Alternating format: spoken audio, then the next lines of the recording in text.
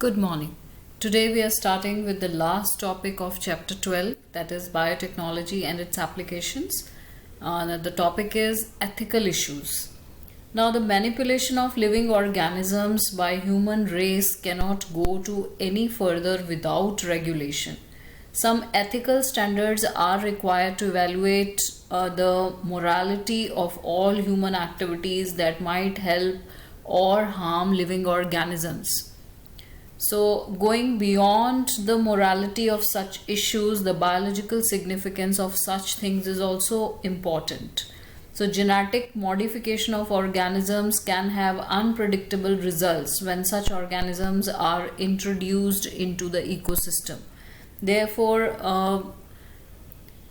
bioethics includes a set of standards that may be used to regulate our activities in relation to biological world.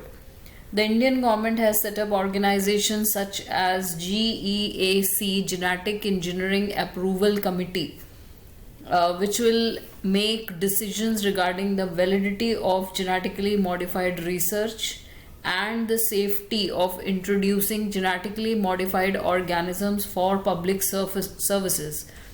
The modification or usage of living organisms for public services such as food and medicine sources, for example, has also created problems with patents granted for the same. Now, there is a growing public anger that certain companies they are being granted patents for products and technologies that make use of the genetic materials, plants, and other biological resources that have long been identified, developed, and used by farmers and indigenous people of a specific region or country. Rice is an important food grain. The presence of starch goes back thousands of years in Asia's agricultural history. There are an estimated 2 lakhs varieties of rice in India alone, and the diversity of rice in India is one of the richest in the world. Basmati rice. Now we'll discuss here Basmati rice patent case. Now Basmati rice is distinct for its unique aroma and flavor, and 27 documented varieties of Basmati are grown in India. There is reference to Basmati in ancient texts, folk tales, folklores, and poetry, as it has been grown for centuries. But in 1997, an American company, Rice Tech, got patented, was granted a patent by the US Patent Office to call the aromatic rice grown outside India Basmati, the queen of fragrance. So in 1997, this American company got patent rights on Basmati rice through the US Patent and Trademark Office. This allowed the company to sell a new variety of rice, new variety of Basmati rice in the US and abroad.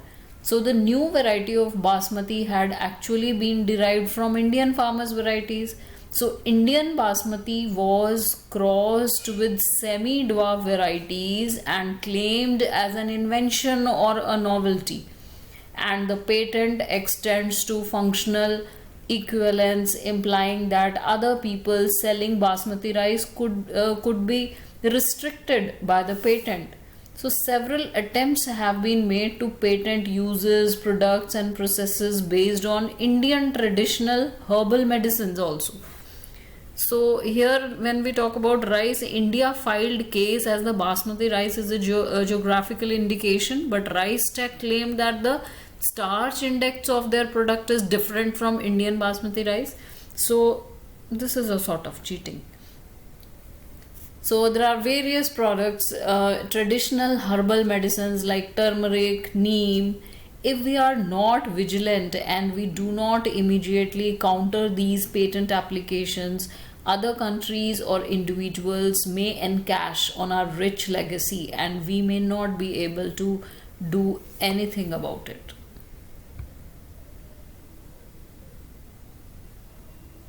So in Basmati rice case study, the Basmati patent rights will now be able to only call its Basmati rice within the US, but now label it Basmati for its exports. So India and Pakistan, they have lost tons of US export market, which forms total Basmati exports. Another problem that we are facing is of biopiracy. Biopiracy is the term used to render to the use of bioresources by multinational companies and other organizations without proper authorization from the countries and people concerned, without compensatory payments. Now, most of the industrial nations, they are rich financially but poor in biodiversity and traditional knowledge. In contrast, the developing and the underdeveloped world is rich in biodiversity and traditional knowledge related to bioresources. So, the traditional knowledge related to bioresources can be exploited to develop modern applications and can also be used to save time, efforts, and expenditure during their commercialization. So there has been growing realization of the injustice, inadequate compensation, and benefit sharing between developed and developing countries. Therefore, some nations are developing laws to prevent such unauthorized exploitation of their bioresources and traditional knowledge. So the Indian Parliament has recently cleared the second amendment of the Indian Patent Bill that takes such issues into consideration, including patent terms, emergency provisions, and research and developed initiatives.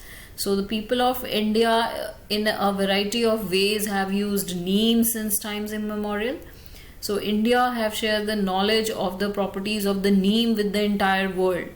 Now the Grace in early 90s sought a patent from the European Patent Office on the method of controlling on plants by aid of hydrophobic extracted neem oil.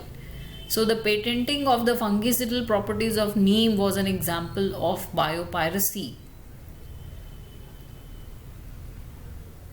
Another example of biopiracy is the use of turmeric powder for healing wounds. So the applicant did not disclose fully existent traditional knowledge on the subject matter in India. So this was made available by India to United States patent and patent was revoked. So European Patent Office granted patent on a method of controlling fungi on plants by the aid of hydrophobic extracted neem oil. So a knowledge that was extensively used in India already. So NGOs and European Parliament helped in getting the patent revoked. So that is all for today. With this we complete chapter 12. Unit 9 we have completed, that is of biotechnology. Thank you.